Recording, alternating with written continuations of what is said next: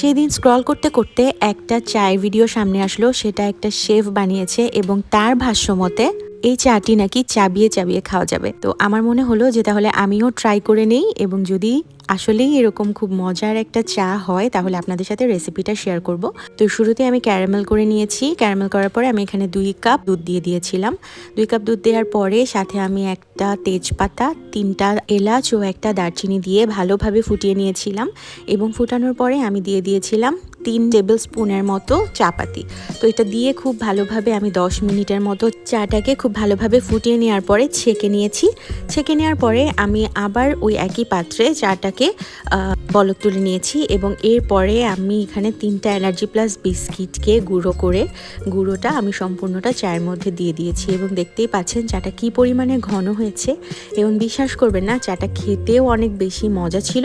আর এটা আমার কাছে খেয়ে মনে হয়েছে অনেকটা স্টার কাবাবের যে চাটা থাকে না, ওইরকম। আপনারা যারা স্টারের চা পছন্দ করেন তারা কিন্তু বাসায় একবার হলেও এই চাটা ট্রাই করতে পারেন।